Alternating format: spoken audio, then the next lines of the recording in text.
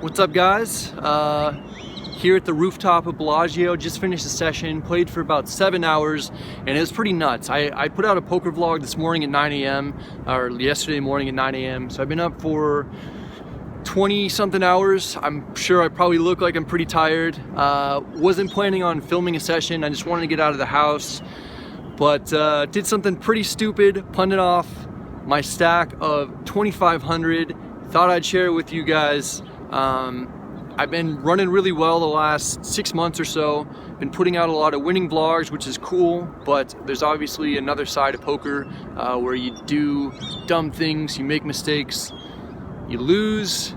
It's not as much fun to put out those videos, but I haven't really put out one in a while, so I thought this would be a good opportunity to kind of do that. So I got stuck pretty early in the session, didn't run too well. Didn't do anything too bad, but yeah, I was stuck 700, so I was in for 2,200, and I ran my stack up to 2,500, so I was up 300. Then I got moved to the main game here at Bellagio. I was playing 510, and your boy Andrew Nemi was in there, and a few other 510 regs. It was actually a pretty tough game. So in this hand, the under the gun player opens to 30.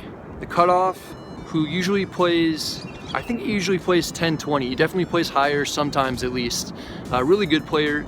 He makes the call. I thought it was odd that he just called because he'd been 3-betting a lot. I'd only been there for maybe 20 or 30 minutes, but I'd seen this particular opponent 3-bet probably 4 times, mainly from the blinds. But it was still kind of interesting. So I'm on the button with ace-king offsuit. I 3-bet to 140. The under the gun player calls, as does the cutoff. We go 3 ways to the flop. The flop comes jack 10, deuce, 2 diamonds, and it checks to me. This is the board that's going to connect pretty well with the opponent's ranges when they call a 3-bet. But not too much with the cutoff, I wouldn't expect, because I think he would 3-bet with pocket 10s and pocket jacks. So I don't think he's going to connect too well with it. I bet 170. I don't mind checking back at all. The under the gun player folds, and the cutoff makes the call. The turn is a 3. The cutoff checks. Probably a good opportunity for me to check back, but it's not what I do. I bet 380, and now the cutoff raises to 960. So like I said, I don't think this board's going to connect that well with the cutoff's range. I think he might have jack 10, might have pocket deuces, but I think most likely he's going to have some kind of a draw. And when he check raises, I thought he'd probably have like ace 5 of diamonds, or maybe ace 3 of diamonds, some kind of hand like that, or possibly even 5-6 of diamonds, all kinds of other possibilities with combo draws. So I didn't want to call and then have to figure out what I was going to do on the river. I mean, I could have just folded, but instead I shoved. I thought that the opponent is better than me. He definitely is better than me, and since he plays higher, I thought he wouldn't be afraid to like try and push me around. So I leveled myself quite a bit there. It turns out he had it. He had jack 10. I was drawn to 4 outs. I did, kind of give myself an opportunity to win it, having the gut shot straight draw to go along with my bluff, but didn't work out well. He scooped a 5K pot. I lost certainly 2,000 or more that I just absolutely didn't have to lose. I'm fine with 3-betting pre-flop and even c-betting on the flop. Actually, even betting the turn isn't that bad, but once he raises, I should just let it go. So over the course of the 7-hour session, there were a ton of interesting hands that I could talk about, but I'm really just going to go over 2 more big ones. The next big one happened probably 4 hours after that one. I have pocket 7s under the gun. I raised at 30, the hijack calls, and the button 3-bets to 140. I hadn't seen the button 3-bet once the whole night.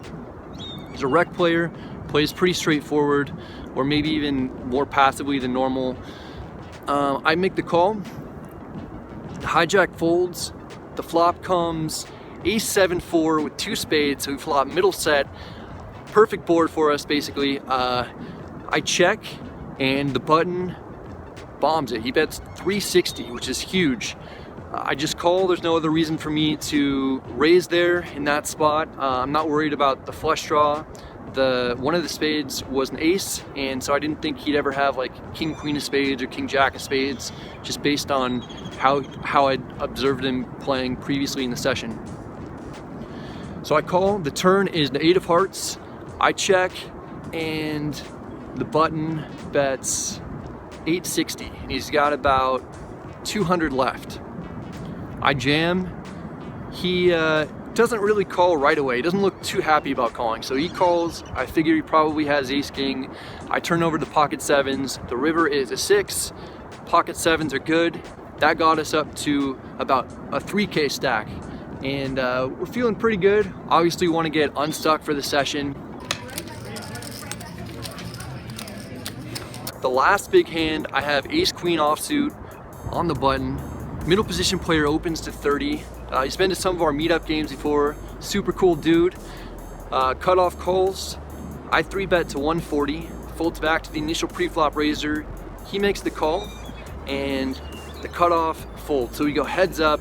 The flop comes queen jack 10 with 2 hearts and 1 club.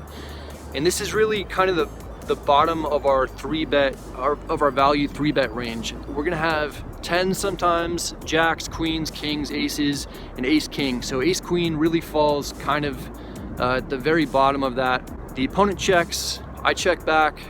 The turn is the 4 of clubs, and now the opponent jams for 550. I don't love the situation.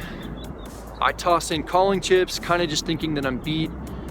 The river comes out, it's a 10, and the opponent doesn't look too happy, so I turn over ace queen, and eventually he turns over ace 3 of clubs. So he turned a flush draw. He had a gutter and an over to go along with it.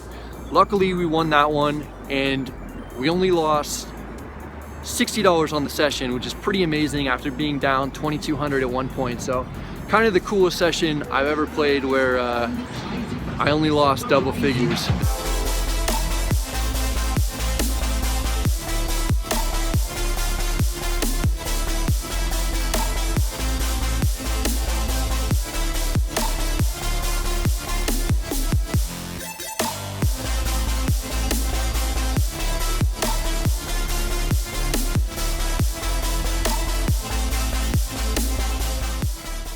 It's daylight, time to get some sleep. I'm exhausted. I hope you guys enjoyed this and appreciated me sharing some of the stupid things that I did today and me making a bit of a comeback. Hope you're all doing well. Good luck at the tables, and I'll see you next time.